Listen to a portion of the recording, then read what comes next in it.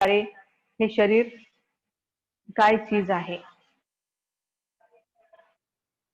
तर आपण जे स्वतःला समजतो की मी डॉक्टर आहे, मी इंजिनियर आहे, मी बॅरिस्टर आहे, ही तर आपली सर्वांची प्रोफेशनल आयडेंटिटी आहे. कुणी म्हणेल की मी इंडियन आहे, मी भारतीय आहे, मी इंग्लंड निवासी आहे, किंवा मी अमेरिकन आहे, मी नायजेरियन आहे, मी साऊथ आफ्रिकन आहे, मी ऑस्ट्रेलियन आहे. ही त्यांची आयडेंटिटी, ही नॅशनल आयडेंटिटी झाली. कुणी म्हणेल की मी मेल आहे, कुणी फिमेल समजेल, ही त्याची जेंडर आयडेंटिटी आहे. मग ओरिजिनली आपली आयडेंटिटी काय आहे? जन्माला आलो पण आपण आपली आयडेंटिटी निर्माण करावी असं आपण म्हणतो की आपण आपलं स्थान काय आहे समाजामध्ये. हे भले मग ते पोझिशन असेल, पोस्ट पोझिशन असेल, मनी असेल, बिझनेस असेल, एन केन कारणेने आपण आपली पोझिशन किंवा आपली एक आयडेंटिटी बनवण्याचा समाजामध्ये प्रयत्न करतो. परंतु ही बाह्य एक्सटर्नल आयडेंटिटी आहे. हे डॉक्टर आहेत, हे इंजिनियर आहेत. पण जेव्हा आपण जन्माला आलो तेव्हा आपली काय आयडेंटिटी होती? आपली आई आपल्या सर्वांना बाळ बाळ म्हणून हाक मारत होती, भले आपलं नाव पण नव्हतं तेव्हा. जेव्हा 12 दिवसाची झालो आपण बाळ, तेव्हा पाळण्यामध्ये आपलं नाव ठेवण्यात आलं. आणि पाळण्यामध्ये मग जे नाव मिळालं आपल्या सर्वांना, मग त्या नावाला अनुसरून आपण आपली स्वतःची आयडेंटिटी सांगायला लागलो की माझं नाव हे आहे. अगदी इतकं त्या नावाची आपल्याला ओळख होते किंवा सवय होऊन जाते की सपोज वैशाली नावाची दुसरी मुलगी आहे आणि तिला कोणी दुसरे हाक मारतायत तर माझे कान लगेच जागे होतील आणि मी विचार करेन की अरे मला तर कोणी बोलवत नाही ना, माझ्याच आवाजाचा आवाज मलाच कोणीतरी दिलेला असावा. परंतु नंतर लक्षात येतं नाही नाही, हे काही मला बोलवत नाहीये, हे दुसरं कोणीतरी वैशाली नावाची व्यक्ती आहे की तिला ते कॉलिंग करतायत. म्हणजे एवढी आपण त्या नावाशी एकरूप होऊन जातो की ते नाव म्हणजेच मी आहे असं समजायला लागतो आपण. कुणी डॉक्टर म्हणलं की लगेच माझे कान टवकारले जातात. अरे डॉक्टर पण भरपूर आहेत ना, कुठल्या दुसऱ्या डॉक्टरना पण बोलवलं असेल कदाचित, पण नाही, मला वाटेल नाही मलाच बोलवत आहे. म्हणजे इतकी आज एवढी आपली मध्ये आपल्या विचारांची, आपल्या आयडेंटिटी बद्दल आपण जागरूकता ठेवतो, परंतु रिअल मध्ये आपण कोण आहोत हे आपण जाणून घेणं गरजेचं आहे. कारण हे नॉलेज आपल्याला कुठल्याही शाळा कॉलेजांमध्ये शिकवलं जात नाहीये आणि शिकवणं हे काळाची गरज आहे. कारण मी कोण आहे हे जर मला माहिती नाही आहे तर मग मी शिकून काय उपयोग आहे? मलाच माहिती नाही, माझीच आयडेंटिटी मला माहिती नाही आहे. हे जे हाडामांसाचं शरीर आहे त्यालाच मी माझं शरीर म्हणून समजून बसलेले किंवा मी आहे असं समजून बसलेली आहे. तर जनरली आपण भाषा वापरताना पण कशी वापरतो? डॉक्टर की गेलो, समजा डोकं दुखते तर आपण काय म्हणतो? डॉक्टर माझं डोकं दुखते. माझ्या डोळ्यात काय गेले पहा, माझा कान दुखतोय, माझे दात दुखतायत, माझे म्हणतोय आपण ना. मी डोकं दुखतोय, मी कान ठणकतोय, मी दात दुखतोय असं आपण कधी शब्दांचा वापर करत नाही, माझं म्हणतो. मग मी कोण आहे? हे माझं आहे, बॉडी ही माझी आहे, मग मी कोण आहे? हे डोळे म्हणजे मी आहे का? कान म्हणजे मी आहे का? तोंड म्हणजे मी आहे का? विचारा स्वतःला. हे हात जे दिसत आहेत ते म्हणजे मी आहे का? पाय आहेत ते म्हणजे मी आहे का? तर आज आपण आपला पहिला लेसन शिकणार आहोत, मी कोण आहे. तर हे शरीर हाडी माणसाने बनलेला एक पुतळा आहे. पृथ्वी, आप, तेज, वायू आणि आकाश या पंचमहाभूतांनी बनलेलं हे छोटस मॉडेल आहे प्रकृतीचं, म्हणजे आपलं शरीर. आणि ते कशा पद्धतीनं 5 महाभूतांनी बनलेलं आहे ह्याची पण मी माहिती देईन आपल्याला.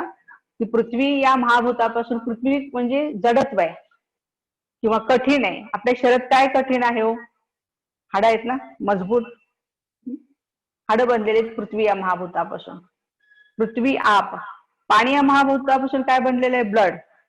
किंवा सुपरफिशियल लेवलला जर स्किनला समजा वरच्यावर कुठे खरचटलं असेल तर पाणी निघतं बघा. अगदी अगदी वरती, डीप सांगत नाहीये, वरती.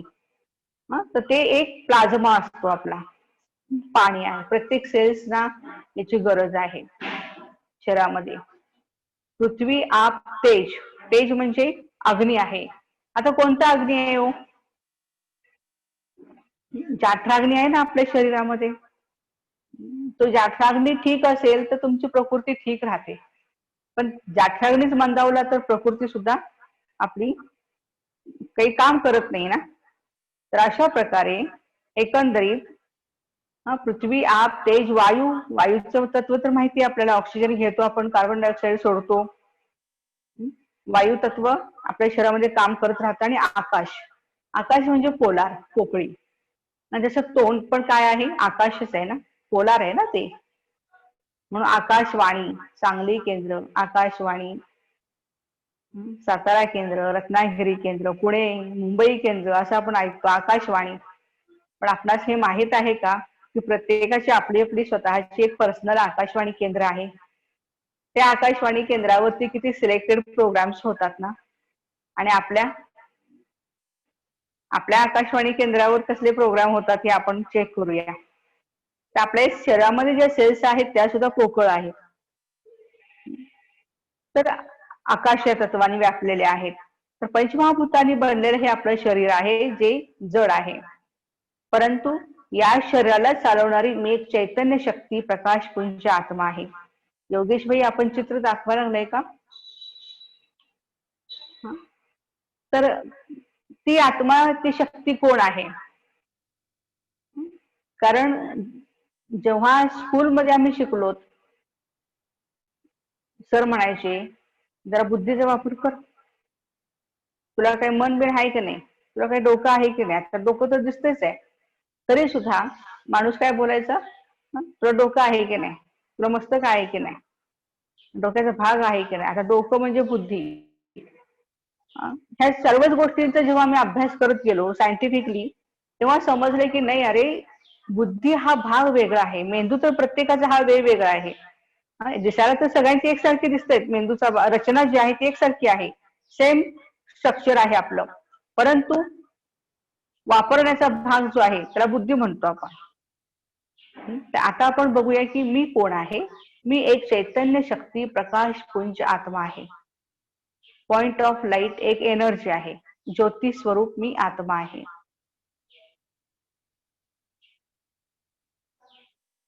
एक स्टार, आपण स्कूलमध्ये पण शिकलो ना, twinkle twinkle little star, how I wonder what you are, up above the world so high, like a diamond in the sky. Twinkle twinkle little star, आम्ही लहान असताना आम्हाला मॅडमने एक कविता शिकवली होती. इवल्या इवल्याशा टिकल्या टिकल्यांचे, देवाचे घर बाई उंचावरी. टिकल्या टिकल्यांचे, टिकली कुठे लावतो आपण? इथे लावतो ना. टिकलीमध्ये जी टिकली ती समाजामध्ये टिकली किंवा आयुष्यात टिकली. टिकलीमध्ये जी नाही टिकली ती नाही टिकली. समजलं ना. टिकलीमध्ये जी टिकून राहिली, टिकली केवढी लावतो आपण? एकदम स्टार. पूर्वी माता मोठेचे मोठे कुंकू लावायच्या मस्तकामध्ये, पण आता मुली एकदम छोटीशी लावतात. सूक्ष्मतेकडे निघालोय ना आपण, स्थूलतेकडून सूक्ष्मतेकडे निघालोय. ही आत्मा अति सूक्ष्म आहे. शास्त्रांमध्ये सांगतात की एका केसाच्या 1000 अंश, एक केस आहे समजा, त्याचे टोक आहे, त्याच्या 1000 अंश पटीनं सूक्ष्म आत्मा आहे. तिला कोणी प्राण, नूर, रूह, सोल, स्पिरिट अशा अनेक अनेक नावाने ओळखलं जातं. आत्म्याचं स्वरूप कसं आहे? दिसायला ती कशी आहे? ज्योती स्वरूप आहे. ज्योत जशी असते ना तशी आत्मा आहे, ज्योती स्वरूप आहे. आत्म्याचा स्वधर्म कोणता आहे? आत्म्याचा स्वधर्म शांती आणि पवित्रता आहे. आपण पाहूया की आत्मा ही अतिसूक्ष्म ज्योती स्वरूप तिच्या 3 सूक्ष्म शक्ती आहेत. त्या एनर्जी आहे ना ती, त्या एनर्जीच्या 3 सूक्ष्म एनर्जीज आहेत. कोणत्या कोणत्या? एक मन, दुसरं बुद्धी आणि तिसरं संस्कार. मनाद्वारे आत्मा विचार करते. विचार करण्याच्या शक्तीला आपण माइंड म्हणतो, मन म्हणतो. संस्कृत मध्ये म्हटलेलं आहे, मन्यते अनेन इति मनः. सातत्यानं विचार कर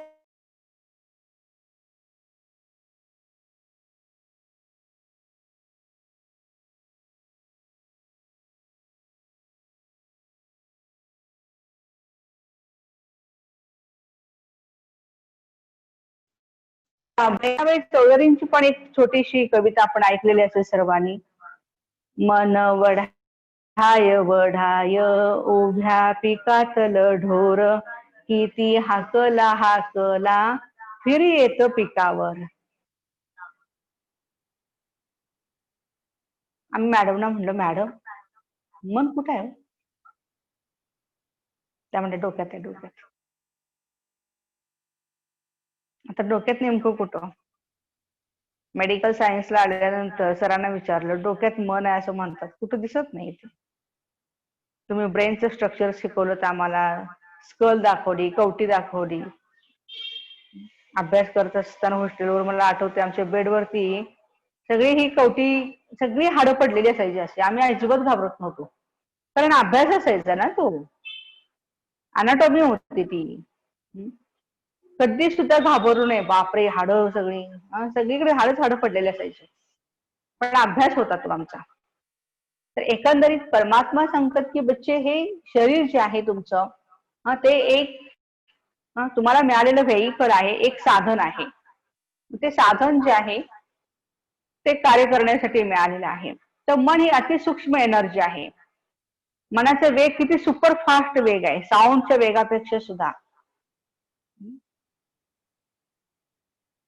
तिथं बसून तुम्ही मनामध्ये जे विचार करता, जर तुमची फुल एकाग्रता असेल तर तुम्ही ज्या व्यक्तीला तुमचे मेसेज द्यायचे आहेत, ऍज इट इज तुम्ही मेसेज देऊ शकता. एवढी पॉवर आपल्या मनामध्ये आहे. म्हणून ही पॉवर ओळखूनच रामदास स्वामींनी मनाचे श्लोक लिहिलेले आहेत. आणि हे सर्व आपण अभ्यासतो, परंतु लोक म्हणतात ना, मनाला कंट्रोल कसं करायचं? We cannot control our mind. Yes, आपण मनाला कंट्रोल करू शकत नाही,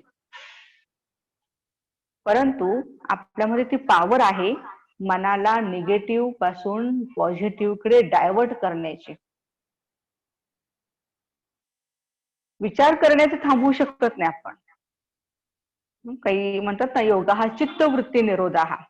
अष्टांग योगामध्ये महर्षी पतंजली सांगतात की योगा म्हणजे चित्त आणि वृत्तीचा निरोध करायचा, एकदम स्टॉप म्हणजे स्टॉप असं नाही आहे.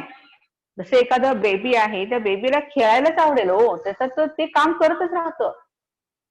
आणि त्याला किती तुम्ही म्हटलात की नाही नाही खेळायचं नाही, अजिबात तू काही करायचं नाहीस, गप्प बैस, ती बसणारच नाही ना. तसं मन आहे आपलं, त्याचं काम आहे to think again and again. मग हे सकाळी उठल्यापासून रात्री झोपेपर्यंत 30 ते 40 हजार विचार आपल्या मनामध्ये चालतात. आपण जर याचा अनुभव घेतला, मनोचिकित्सक आपल्याला सांगतात की 30 ते 40 हजार पेक्षा जास्त विचार दिवसभरामध्ये चालू असतात. आपण कधी लक्ष पण देत नाही काय चाललंय आतमध्ये, आतल्या दुनियेमध्ये काय चाललंय, चालू दे, चाललंय एवढं खरं. तर एक 4 ते 5 प्रकारचे विचार आहेत आपले. फर्स्ट इज पॉझिटिव्ह थॉट्स, सकारात्मक चिंतन ज्याला आपण म्हणतो. तर हे सकारात्मक चिंतन या ठिकाणी कोणतं आहे की मी करू शकतो, आय कॅन डू इट, माझ्यामध्ये पॉवर आहे, yes, I have self confidence, I can do it. मनोबल वाढवणं, स्वतःचं मनाची ताकद वाढवणं, याला आपण म्हणतो पॉझिटिव्ह एनर्जी. आणि पॉझिटिव्ह एनर्जी मध्ये ना खूप आपली समय खूप कमी जातो. लक्षात घ्या, जेव्हा तुम्ही चांगले विचार करता ना, त्यावेळेला खूप कमी विचार किंवा खूप एनर्जी आपली कमी जाते. जसं आता एक उदाहरण द्यायचं असेल तर आपण म्हणतो की मी पास झालो, मी ना पास विथ ऑनर झालो, मला 90% मार्क्स मिळाले, बस. ही गुड न्यूज द्यायला किती वेळ लागला हो? 1 सेकंद लागला ना. पण जर तुम्हाला निगेटिव्ह एखादी बातमी द्यायची असेल तर तुम्ही काय करता? किती भरकटत राहता तुम्ही आणि किती बोलत राहता की मला हे करायचंय, माझं असं झालं, तसं झालं, हे झालं, ते झालं. तर पहिला विचार आहे ज्याला आपण पॉझिटिव्ह थॉट म्हणतो. दुसरा विचार आहे निगेटिव्ह थॉट्स. मी काय करू शकत नाही, माझ्यात काही दम नाही, I cannot do, I am a failure. तर हे निगेटिव्ह विचार काय करतात, तुमची आहे ती एनर्जी पण लॉस करतात. आणि म्हणून पॉझिटिव्ह एनर्जी तुमची वाढण्याच्या दृष्टिकोनातून निगेटिव्ह चालत राहणार आहे, येस, पण ते निगेटिव्हला पॉझिटिव्ह कसं करायचं एक छोटंसं उदाहरण मी आपल्याला देईन. एक महाराज गावामध्ये होते आणि आपला संसार करत करत पांडुरंगाचं नाव घ्यायचे. आणि 4 मुलं थोडी वात्रट होती, गुंड प्रवृत्तीची मुलं होती ही. आणि त्यांनी विचार केला आज महाराजांची फजिती करायची आपण. आणि काय करावं, ते मुलं महाराजांच्याकडे गेली. महाराज काय चाललंय, नामस्मरण झालं की नाही पांडुरंगाचं? झालं रे बाळानो, झालं. नाही का महाराज, बघा ना तुमच्या डोक्यामध्ये एक वेगळ्या प्रकारची जखमा दिसायला लागलीत काहीतरी. महाराज म्हणतात अरे होय रे, 2-3 दिवस झालं डोकं खाजवायला लागले, काय झाले काय माहिती नाही. एकाने सगळं वस्त्रा घेतला आणि पूर्ण महाराजांचे केस काढून टाकले. दुसऱ्यानं काय केलं, हळद आणली होती, हळदीमध्ये पाणी घातलं आणि संपूर्ण त्यांच्या डोक्यावर ते थापलं, त्याचा एक लेप लावला आणि पूर्णपणे एक असं विद्रूप रूप दिसत होतं. तिसरा आला आणि म्हणे महाराज याच्यामध्ये तुम्ही काहीच दिसत नाही आहे, चला आम्ही आज तुम्हाला चांगला हार घालतो. हार कुठला असेल हो? वांगी, बटाटे, कारली, जेवढ्या भाज्या मिळतील, भेंडी, दोडका, सर्व भाज्यांची त्यांनी काय केली, एक हार बनवलेला होता, माळ तयार केली होती आणि तो हार महाराजांच्या डोक्यात घातला, गळ्यात घातला. आणि घातल्यानंतर पुन्हा चौथा आला आणि म्हटला महाराज चला की जरा गाव फिरून येऊया. आणि त्यांना गाढवावर बसवलं आणि मुलं ही मिरवणूक गावात फिरायला लागली. सगळी माणसं बघायला लागली, काय ह्या मुलांना समजते की नाही काय म्हणून चांगल्या भल्या माणसाला त्रास द्यायला लागलेत. आणि ही मिरवणूक कुठं आली, महाराजांच्या घराजवळ आली. महाराजांच्या बायकोनं बघितलं, ती म्हटली काय चाललंय काय तुमचं? मुलांना विचारलं महाराजांनी, बाबांनो झाली का रे मिरवणूक? झाली की, उतरा आता महाराज तुम्ही. पण त्या पत्नीला मात्र जो राग आला होता मुलांचा, त्यावेळेला पत्नी त्या मुलांना शिव्या घालायला लागली, शिव्या द्यायला लागली त्यांना. महाराज म्हटले अगं भाग्यवान, कशाला मुलांना शिव्या देतेस, किती उपकार आहे त्यांच्या आपल्यावर. महाराजांनी असं बोललं, त्यांची पत्नी म्हणते काय हो उपकार केले? अगं 4-5 दिवस झालं काय सांगू तुला, डोक्यामध्ये एवढी फाज येत होती, असं वाटत होतं की पटकन नाव्याकडे जावं आणि जरा केस कट करून यावेत. ह्या मुलाने फुकटच केलं बघ. आणि थोडे जखमा पण झालेल्या होत्या, त्याने हळदीचा लेप लावल्यापासून गार पडले बघ, आता बरं वाटायला लागले. आणि तिसरं, आता काही तुला रविवारच्या किंवा सोमवारच्या बाजारात कुठं जायची गरज नाही आहे. हे भाजीचा हार जो आहे तो घरात नेऊन ठेव जा. 2-3 दिवसाची भाजी पण झाली आपल्याला. आणि चौथी गोष्ट म्हणजे, पूर्ण एवढा मी मोठा झालो खरं एवढा गाव कधी बघितला नाही बघ. ही मुलं उन्हातानाची स्वतः चालत राहिली, परंतु मला मात्र बिलकुल चालवलं नाही. अर्थात गाढवावर बसवलेलं होतं, पण महाराजांनी पूर्ण ह्या इतर जर सामान्य व्यक्ती कुणी असती ना तर लाजेनं ती मरून गेली असती. किती अपमान, किती घोर अपमान केला. महाराजांना माहिती होता हा अपमानच आहे, पण त्या अपमानाला सुद्धा त्यांनी काय केलं, निगेटिव्हला पण त्यांनी पॉझिटिव्ह मध्ये रूपांतर केलं आणि एन्जॉय केला त्याचा. काय हो, एवढी आमच्या मनाची ताकद आहे का हो? आज या विद्यालयामध्ये सुद्धा परमात्मा सांगतात की बच्चों कोई आपको गाली भी दे रहा है तो ऐसे समजो की वो फूल बरसा रहा है. मग फूल द्यायला लागलेला व्यक्ती एखादा हार घालायला लागला तर आपण किती मानानं सन्मानानं त्याच्या पुढे जातो. पण एखादा कोणी शिव्या दिल्या तर आमच्याकडे काही स्टॉक कमी नसतो, आमच्याकडे पण भरपूर स्टॉक असतो ना. त्याने एक दिली की आमच्या 10 त्यांना मिळत असतात रिटर्न मध्ये. पण परमात्मा सांगतात की बच्चे निगेटिव्हला पॉझिटिव्ह करण्याची कला जर तुम्ही शिकलात तर तुमचं जीवन पण आनंदी आणि सुखी राहू शकते. तिसरे विचार आहे ज्याला आपण म्हणतो सिंपल थॉट्स. जसं आता एक हे लेक्चर झालं की जेवायचं, थोडा पेपर वाचायचा, न्यूजपेपर वाचायचा, किंवा आणि काय आपली कामं असतील, ऑफिसला जायचं किंवा आणि काय करायचं असेल ते डेली रुटीनचे थॉट्स हे सिंपल थॉट्स मध्ये येतात. आणि चौथे विचार आहे ज्याला आपण म्हणतो वेस्ट थॉट्स. काहीही गरज नाही आहे. खूप माणसं ना पास्ट मध्ये जगतात. असं झालं, तसं झालं, माझ्या आयुष्यात असंच झालं बघा, आणि आम्हाला कधीही सुख मिळत नाही आहे. माझ्या लाईफ मध्ये मी फेल्युअरच आहे कारण लास्ट टाइम असं झालेलं होतं. तर अशा प्रकारे आपण जेव्हा निगेटिव्ह विचार करतो, साहजिकच त्या व्यर्थचा परिणाम आपल्या मनावर एवढा जबरदस्त होतो की समर्थ बनण्याची आपली वेळ असताना, शक्तिशाली बनण्याची वेळ असताना आपण वीक होतो, कमजोर होतो. खूप लोक म्हणतात, आता सिस्टर शिवानीचे लेक्चर आपण ऐकतो आणि कॉमेंट्स जर तुम्ही पाहिले ना, खूप लोक बोलतात, मॅडम असे विचार करून काय होते, केवळ विचाराने काय होणार आहे. परंतु मी माझ्या भावंडांनाही सांगते की सर्व काही जे होत आहे ना ते विचारानेच होत आहे.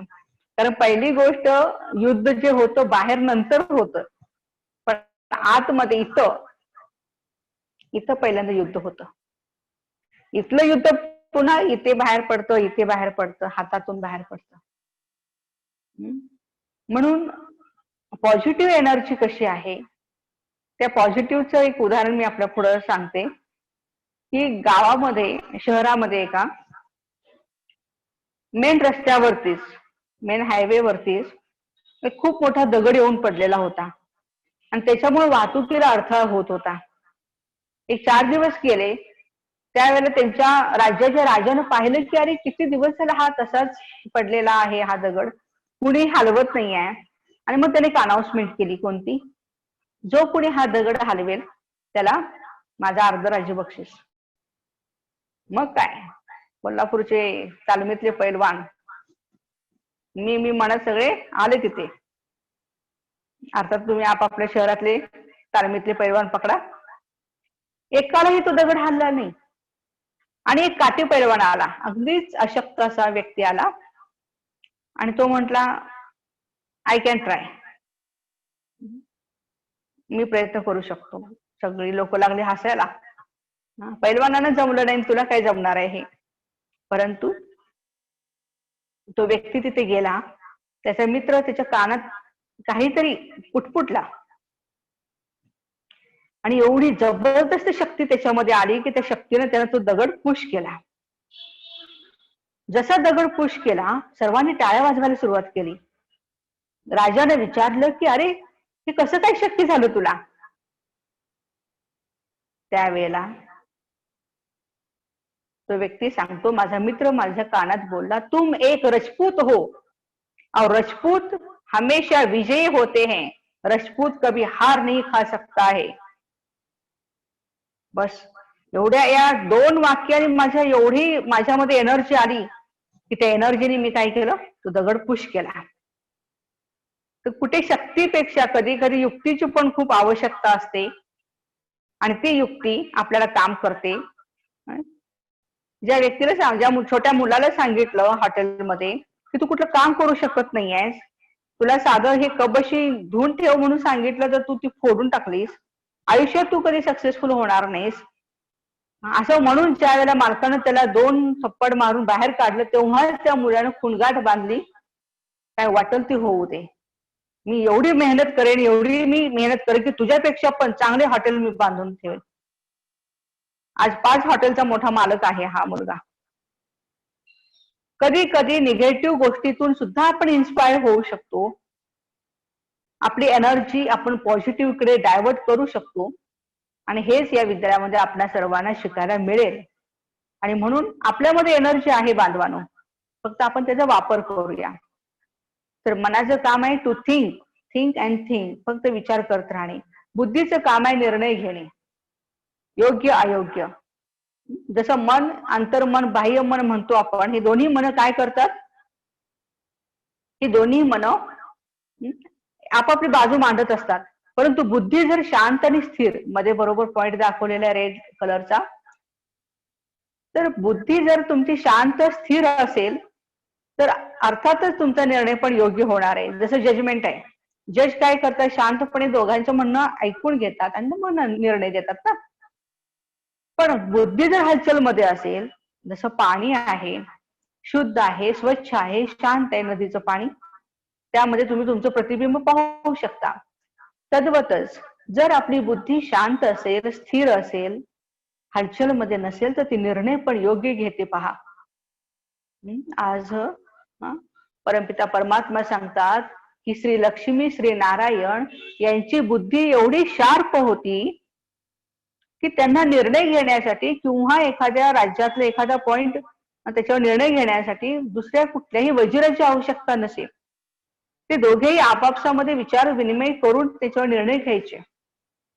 आज आहे का ही परिस्थिती आपल्या घरामध्ये? राज्यामध्ये सुद्धा मंत्रिमंडळ असतं, प्रत्येकाला विचारलं जातं तुमची राय काय, तुमची राय काय. प्रत्येकाची डोकी भरपूर. रावणाचं दाखवले ना, 10 तोंड दाखवलेली आहेत.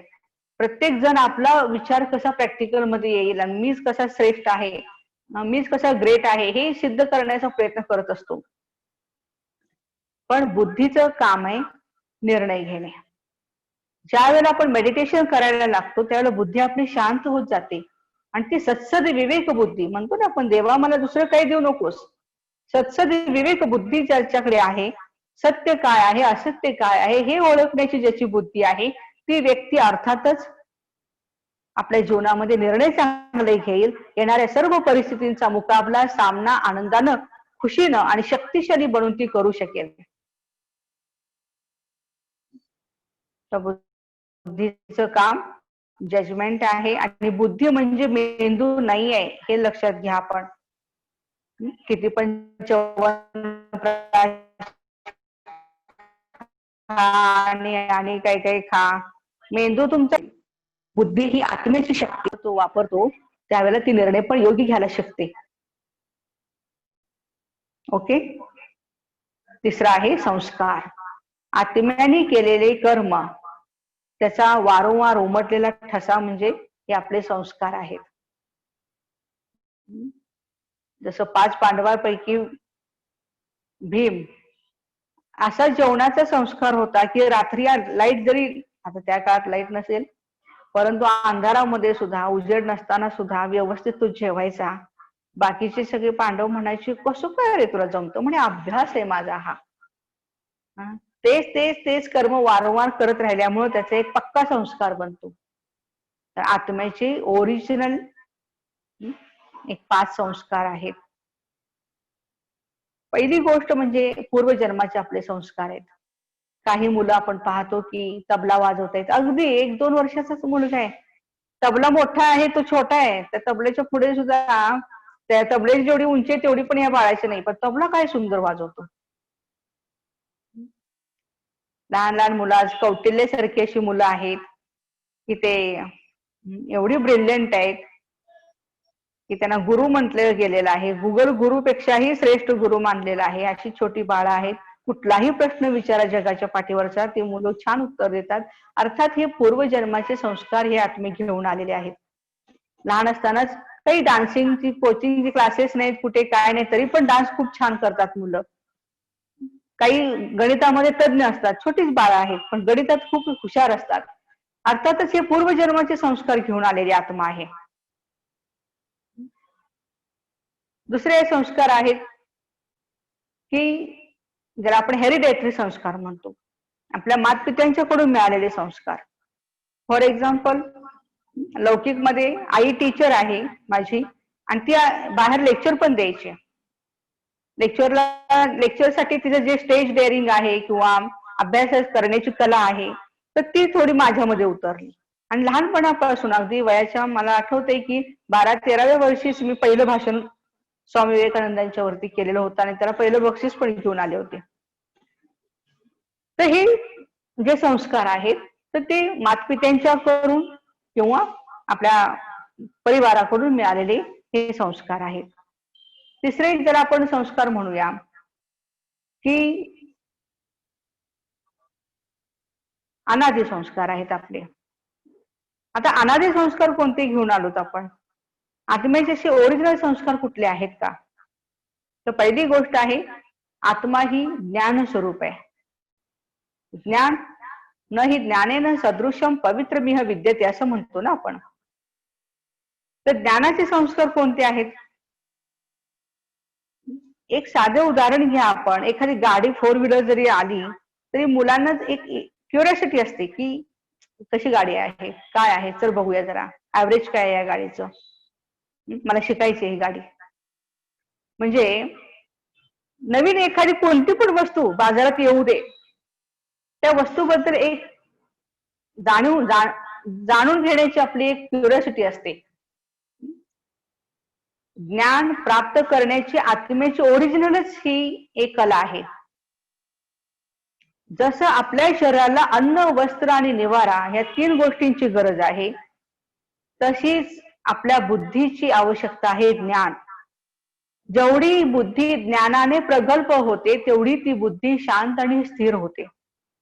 मग आपण म्हणू आज किती प्रकारचं ज्ञान आहे, ज्ञानाचा भंडार आहे. आज व्हॉट्सअप आणि फेसबुक आणि काय काय कित्येक ठिकाणावरून कित्येक माहिती आपल्याला मिळत असते, गुगल गुरुवरून वगैरे. पण हे एक इन्फॉर्मेशन आहे आपल्याला मिळालेली. ज्ञान आहे, मी कोण आहे, माझ्या पुढे बसलेली व्यक्ती कोण आहे, मी एक आत्मा आहे, माझ्या पुढे पण एक आत्मा बसलेली आहे, एक स्टार बसलेली आहे, आणि आत्मा आम्ही भाई भाई आहोत. हे नॉलेज जेव्हा माझ्याकडे येतं त्याच वेळेला या आत्मज्ञानाचा दुसरा फायदा होतो की माझ्यामध्ये पवित्रता वाढत जाते. प्रत्येक व्यक्तीकडे ज्ञानदृष्टीनं बघितल्यामुळं प्रत्येक व्यक्तीमध्ये मला चांगले गुणच पाहायला मिळतील. मी आत्मा पवित्र आहे, पुढची आत्मा पण पवित्र आहे, पवित्रतेच्या सागराचे आम्ही संतान आहोत. आणि हा अभ्यास आमचा वाढत गेल्यामुळे ऑटोमॅटिकली पवित्रता आपल्यामध्ये भरत जाते. पवित्रतेसाठी दुसरा विचार करण्याची काही गरज नाही. आत्मज्ञानाचा फायदा हा आहे दुसरा, की पावित्र्य आपल्यामध्ये ऑटोमॅटिकच येत जातं. आणि ज्या ठिकाणी पवित्रता आहे त्या ठिकाणी शांती आहे. काल सुद्धा परमात्म्याने महावाक्यांमध्ये सांगितलं, purity is the mother of peace and prosperity. जातो आम्ही देवापुढे, मागणं मागतो, देवा माझ्या घरादाराला सुख शांती समाधान दे. पण ती सुख शांती समाधान आपल्या घरामध्ये येण्यासाठी घरातल्या लोकांनी पवित्रही राहायला हवं, हे काय आपण ऍक्सेप्ट करायला तयार नाही आहोत ना. तर मंदिरामध्ये काय आहे, पावित्र्य आहे ना, म्हणून तिथे शांती आहे. मंदिर बांधलं कोणी हो? आपणच बांधलं ना माणसाने. तिथं मूर्ती घडवली कोणी? दगडापासून मूर्ती, मूर्तिकारानच अर्थात मानवानच. तिथे पूजा अर्चा कोण करतं? आपण मानवच करतो ना. देवानं काय केलं? आपण मानवानच जर मंदिरातलं वातावरण एवढं शांत पवित्र बनवलं असेल, एवढं बनवण्याची ताकद आपल्या सर्वांच्या मध्ये आहे, तर मग आपलं घर ते कोणी बांधलं? आपणच बांधलं. राहतो कोण? आपणच. मग का बरं आपल्या घरातलं वातावरण मंदिरासारखं होऊ नये? होऊ शकतंय ना, सहज आहे. जसं मंदिरातलं वातावरण आहे तसंच आपल्या घरातलं पण वातावरण. मंदिरातली मूर्ती किती शांत आहे. प्रत्येक व्यक्तीने जर ठरवलं आपापली कामं वेळेप्रमाणे करणे, कुणालाही दुःख न देणे, जेवढं देता येईल तेवढं सर्वांना सुख देणे, तर काय हो, घरामध्ये आपल्या स्वर्ग बनायला अवघड आहे का? नाही ना. तर ज्या ठिकाणी पावित्र्य आहे त्या ठिकाणी शांती आहे. आणि ज्या ठिकाणी शांती आहे तिथे सुखाची भासना आहे. सुख स्वरूप मी आत्मा आहे. अनुकूल वेदनीयम सुखम, प्रतिकूल वेदनीयम दुःखम असं आपण म्हणतो. अनुकूल वेदनीयम सुख, माझ्या मनासारखं झालं ना मग सुख आहे मला, माझ्या मनाच्या विरुद्ध झालो ना मग दुःख आहे मला. ह्या भासना आपण, ह्या व्याख्या आपणच तयार केलेल्या आहेत. काही व्यक्तीला शाकाहारामध्ये सुख भासतं, काही व्यक्तींना मांसाहारामध्ये भासतं, काही व्यक्तींना दूध पिण्यामध्ये मजा वाटते, काही व्यक्तींना दारू पिण्यामध्ये. प्रत्येकाचे आपले आपले आहे. पण सुख आपण त्याला म्हणतो ज्याच्याद्वारे आपल्या मनाचं, शरीराचं, समाजाचं रक्षण होतं आणि स्वास्थ्य प्रदान होतं आपल्याला, ते सुख आहे. आपण ऐकलंय ना सर्वांनी, गोप गोपी ज्या वेळेला श्रीकृष्ण सुंदर बासुरी वाजवायचे, मंत्रमुग्ध व्हायच्या अतिंद्रिय सुखामध्ये. त्यांना काही कुठे पिक्चरला थिएटरला कुठे जायची गरज नसायची. कोणी जोक सांगावेत मग आम्ही हसणार, किंवा कुठं हास्य क्लब मध्ये जावावं आणि मग आम्ही हसणार नाही. सुख ही जी संकल्पना आहे ही आपल्यामध्ये आहेच. सुख द्यायला जसं सुख आपल्याला मिळालं पाहिजे असं म्हणतो, पण सुख द्यायला पण शिकलं पाहिजे ना आपण. पण समजा आमच्या घरामध्ये या सेंटरवरती एखादी व्यक्ती आली आणि म्हटली, नाही नाही बहिणची मला ना नॉनव्हेजच आवडतं, मला तेच जेवण पाहिजे, मी त्यांना हात जोडून सॉरी म्हणेन. मला सुख द्यायचंय तुम्हाला, परंतु मला हे काही द्यायचं नाही, कारण परमात्म्याची आज्ञा नाही आहे. परमेश्वराच्या श्रीमताप्रमाणे जेव्हा आपण चालायला लागतो तेव्हा ऑटोमॅटिकलीच आपल्याला सुखाची वाट दिसते. दुःख द्यायचं तर नाहीच आहे नाही आम्हाला, आणि दुःख घ्यायचं पण नाही आहे. परमात्मा सांगतात बच्चे, दुख देने वाला दुख देकर के आराम से फैन के नीचे सो जाता है, उसको इतनी भी ये फीलिंग नहीं है कि अरे मैंने दुख दिया उसको, वो तो आराम से फैन के नीचे, उसको कोई ये नहीं। और हम दुख लेते लेते लेते लेते क्या करे डॉक्टर, मैं इतना खाना खाता हूँ फिर भी ब्लड तैयार नहीं होता है, फिर मैं वीक ही होता जा रहा हूँ, मेरा वेट ही लॉस होता जा रहा है, प्रॉब्लम ही प्रॉब्लम है, इंसोमिया है, मुझे नींद नहीं आ रही है, बेचैनी हो रही है। क्यों ऐसे होता है? क्योंकि हम दुख लेते हैं। तो परमात्मा कहते बच्चे, दुख देना नहीं, दुख लेना नहीं। कोई शाप भी देता है आपको, लेना नहीं है। तुम्ही म्हणाल असं कुठे वाचतं का शाप देणं घेणं वगैरे? निगेटिव्ह एनर्जीने एखाद्या व्यक्तीने जे शब्द बाहेर काढलेले असतात, तुझा सत्यानाश होऊ दे, मग आपण म्हणतो तुझ्या शापानं, कावळ्याची शापानं काही गाई गुरु मरत नाहीत, पण कधी मरत नाही जेव्हा तुम्ही ते शाप घेत नाही. पण शाप घेतला आपण की त्यांनी तसं म्हटलं ना, बघा ते असं झालं बघा. म्हणून सुख द्यायचंय आणि सुखच घ्यायचंय, ही एक सवय आपल्या शरीराला किंवा आपल्या मनाला नेहमी आपण लावून ठेवूया. जिथं सुख आहे तिथे आनंद आहे. आनंदाचे डोळे आनंदी तरंग, आनंदाची अंग आनंदी आनंद. साधू संतांनी सुद्धा आनंद लुटण्यासाठी कुठं पिकनिकला गेले नाहीत, कुठं धबधबा बघायला गेले नाहीत, कुठे काय करा हॉटेलमध्ये छान छान पंचपक्वान कुठेतरी जाऊन जेवावेत म्हणून मग आनंद मिळेल. सुखाचा विरुद्धार्थी शब्द दुःख आहे, ज्ञानाचा अज्ञान आहे, शांतीचा अशांती आहे. पण आनंदाला कुठला विरुद्धार्थी शब्द आहे का हो? आनंदी, निरानंदी, काही असे शब्द आहेत का? नाही ना. आनंद हा आनंदच आहे. आनंदी राहणं प्रत्येक गोष्टीमध्ये, ही कला आपण शिकली ना, खरोखरच आपलं लाईफ हेल्दी बनेल. एकदा असंच झालं, मी सेंट्रल वरून कार्यक्रम करण्यासाठी बाहेर निघालेले होते, छान साडी वगैरे, आमचा व्हाईट ड्रेस असतो, आणि बरोबर काय व्हावं, रस्त्याने जात असताना एसटी आली आणि त्या एसटीतून एका व्यक्तीनं गुटखा खाऊन पिचकारी मारली, आणि त्यानं त्या खिडकीतून पिचकारी मारायला आणि आम्ही पण तिथेच यायला, झालं पूर्ण पाठीमागची बाजू रंगली. व्हाईट ड्रेस होता तो चांगला रेड झाला.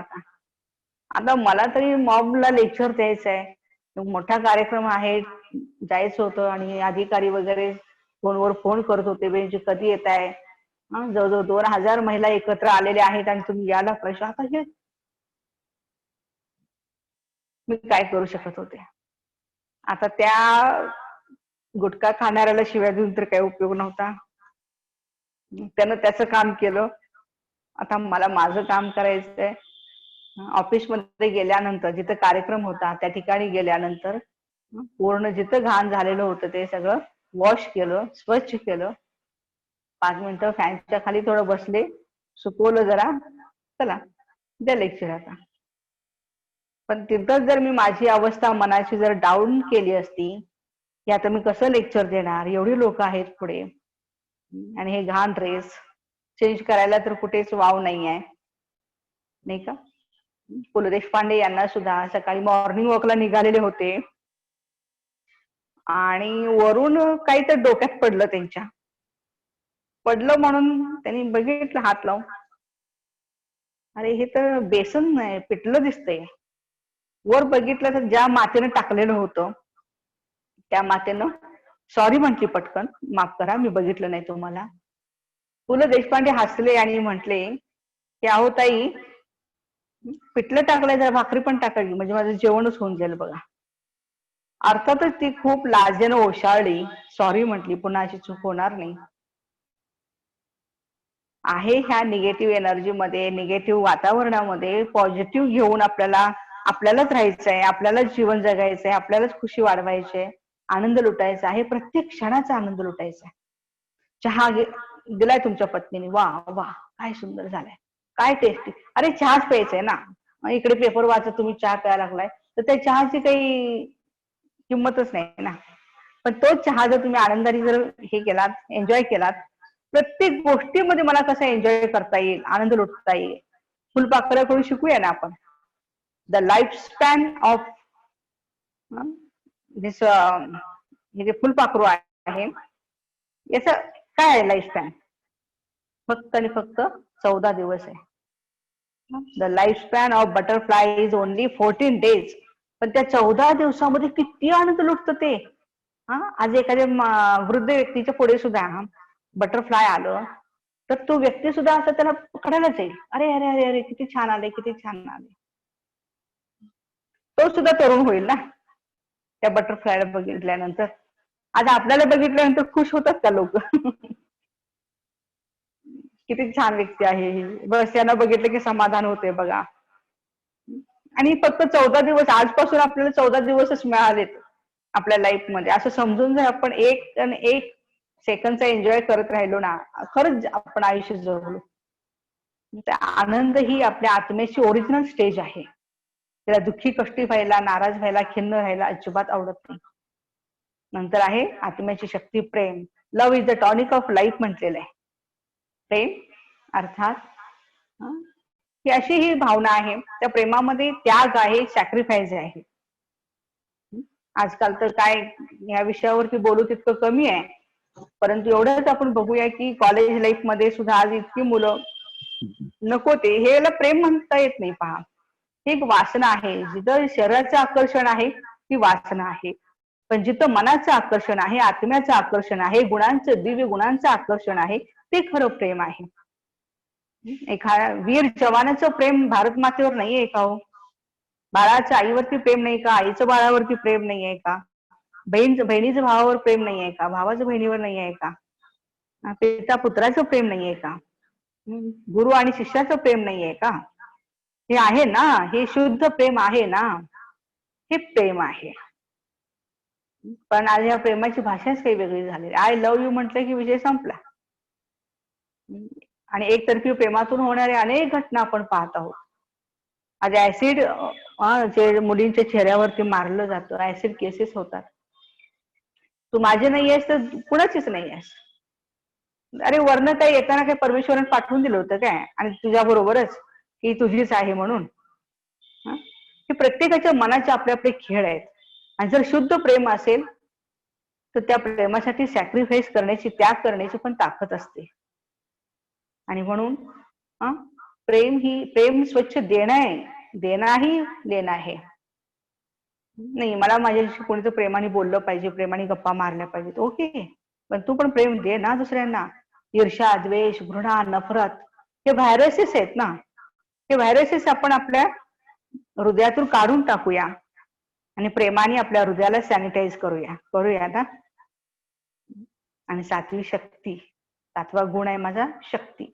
मी आत्मा आहे शक्तिशाली, मी आहेच ताकदवाली.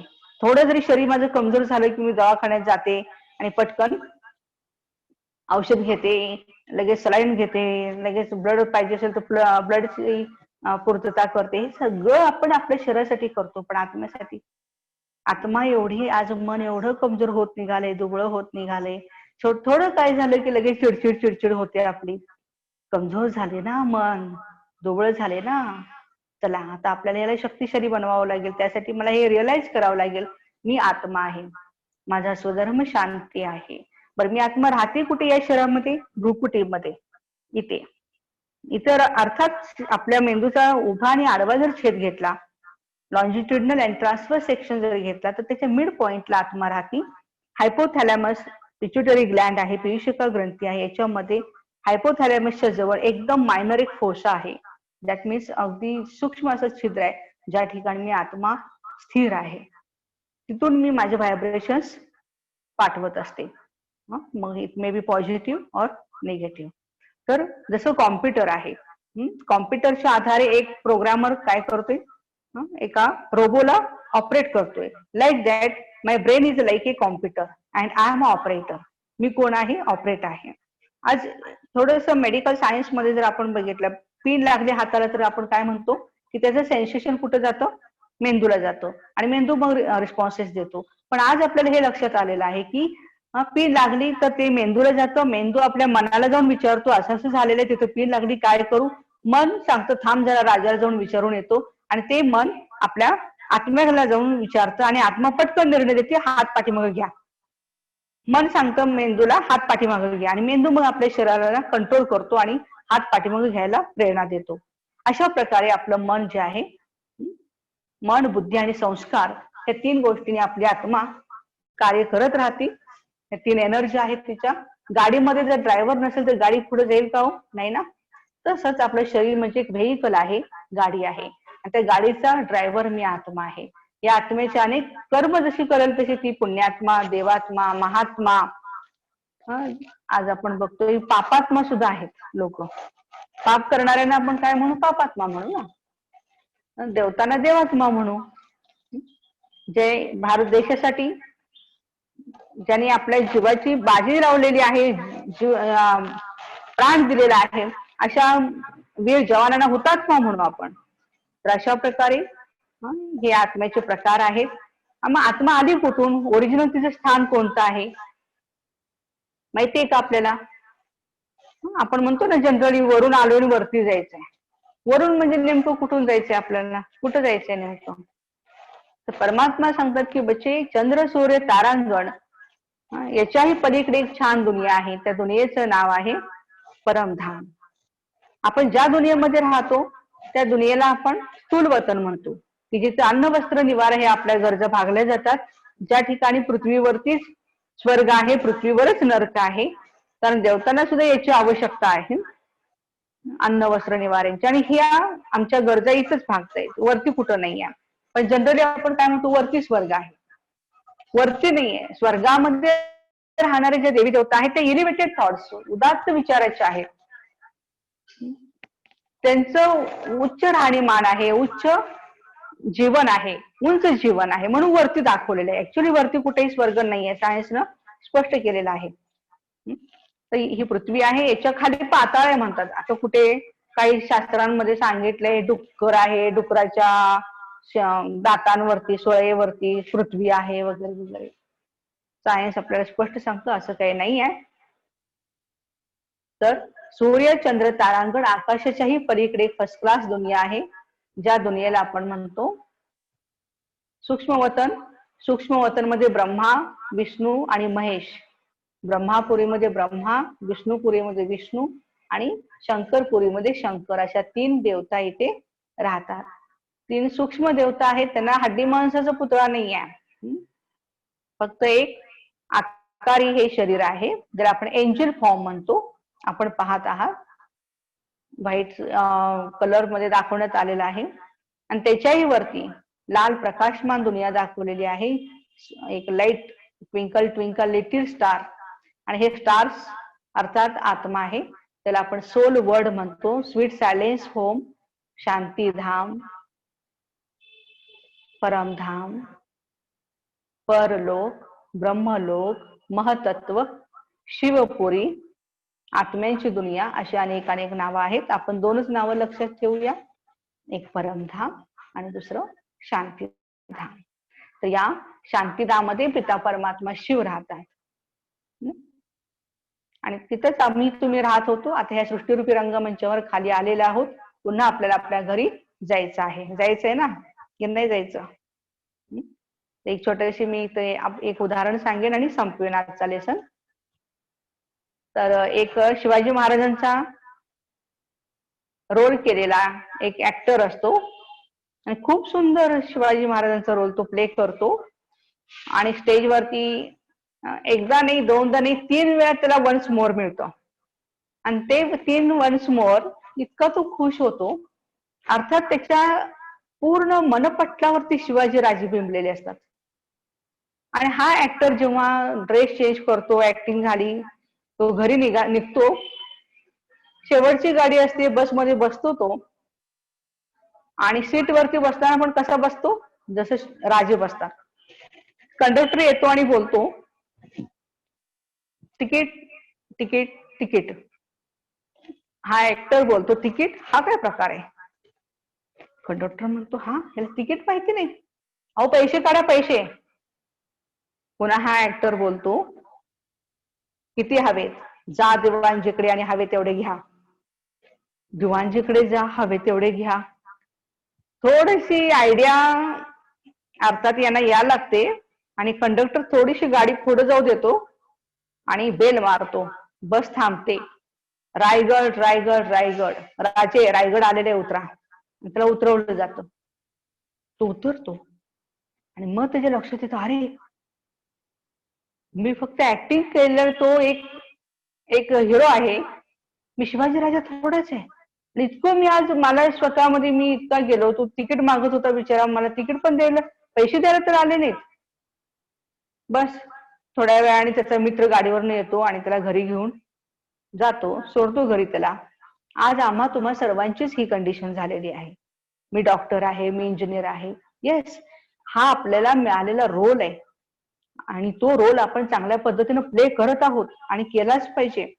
परंतु ज्या वेळेला आपण रोल प्ले करतो तेव्हा आपल्याला जो ड्रेस आहे, ड्रेपरी आहे, ती ड्रेपरी आपल्याला इथे सोडून जावं लागणार आहे आणि ओरिजिनल रूपामध्ये ज्या ड्रेसमध्ये आपण आलो त्या ड्रेसमध्ये आपल्याला रिटर्न आपल्या घरी जायचं आहे.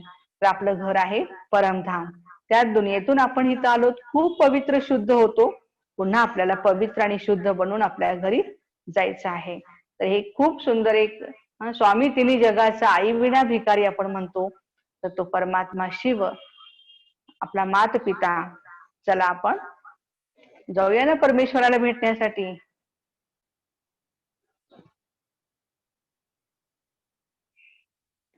आजपर्यंत आपण पूजा अर्चा भक्तीमध्ये भरपूर केलेली आहे.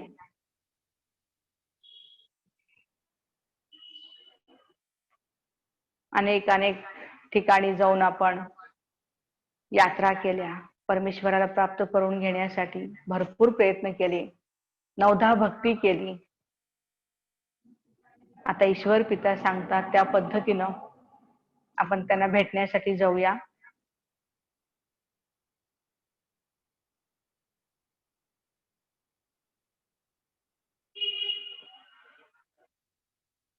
स्वतःला मस्तकामध्ये चमकणारी एक लाईट ज्योती पहा.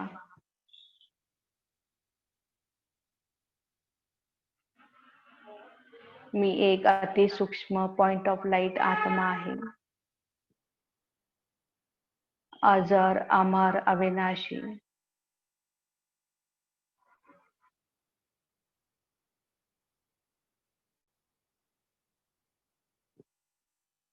मी आत्मा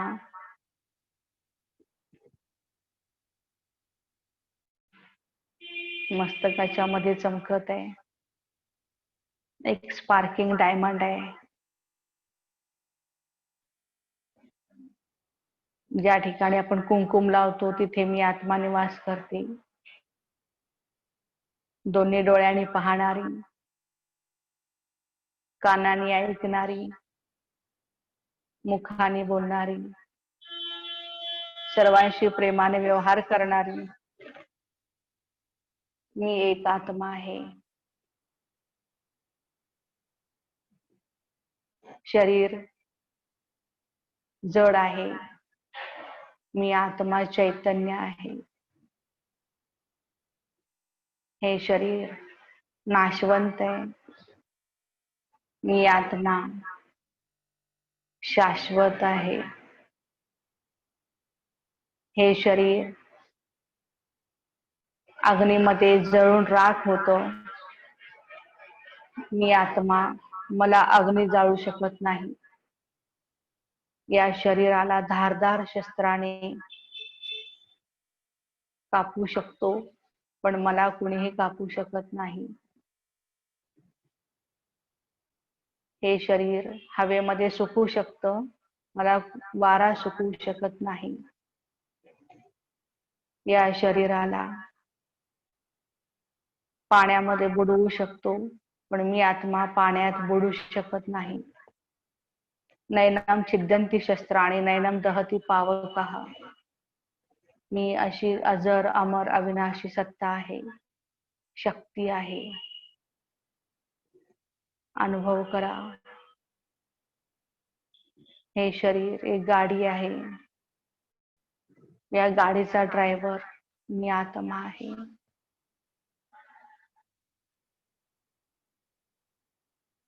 माझ्या पूर्ण विचाराने माझं शरीर ऍक्टिव्हेट होत आहे. प्रत्येक शरीरातील पेशी ऍक्टिव्हेट होत निघालेल्या आहेत.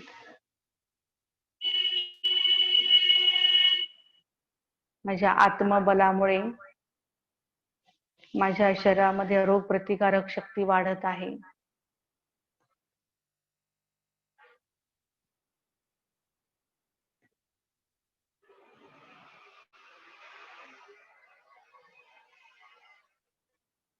करोडो रुपयांच्या या शरीरामध्ये मी आत्मा, डायमंड, अमूल्य हिरा चमकत आहे.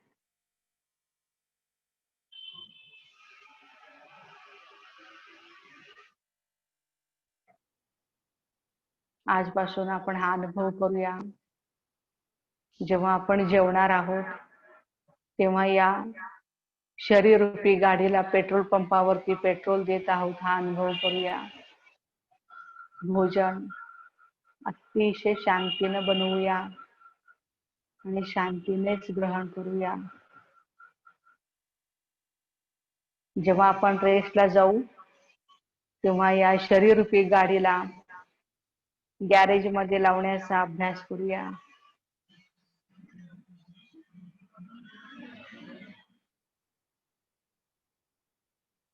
या शरीराचे लाखो शुक्रिया, ज्याच्या आधारे मी पुण्यकर्म करत आहे.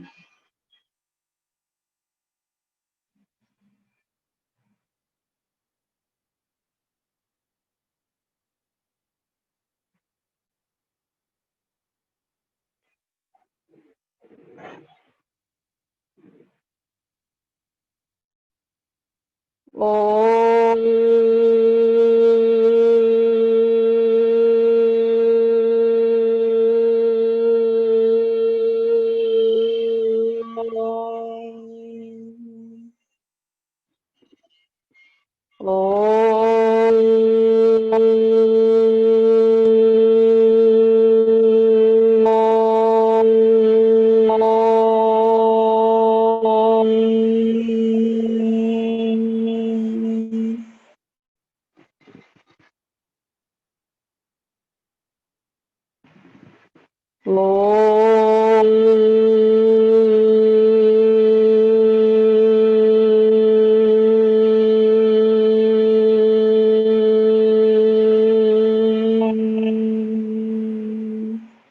शांति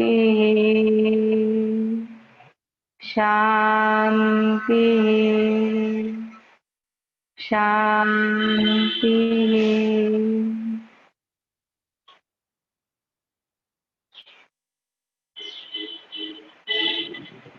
ओम शांती. आज सोमवार आहे. सोमनाथ सत्यम शिवम सुंदरम परमपिता परमात्म्याचं सोमरस अर्थात ज्ञानाचं अमृत आपण प्राशन करत आहोत. तर सर्व भाऊ बहिणींचं पुन्हा एकदा अभिनंदन. उद्या आपण परमात्मा लेसन, परमेश्वराचा परिचय काय आहे ते आपण उद्याच्या लेसन मध्ये शिकूया. तुम्हा सर्वांचा आजचा दिवस खूप आनंदी जाओ. Have a nice day. ओम शांती. ओम शांती. मी आत्मा सगळ्यांच्या आत्मांद्वारा या मुखाद्वारा आपल्या वैशाली बहिणजींचाही खूप खूप धन्यवाद करते मनापासून. थँक्यू. ओम शांती. 11 वाजता पुढचा लेसन परमात्माच्या वरती ऐकूया. Thank you. Om Shanti. Have a nice day.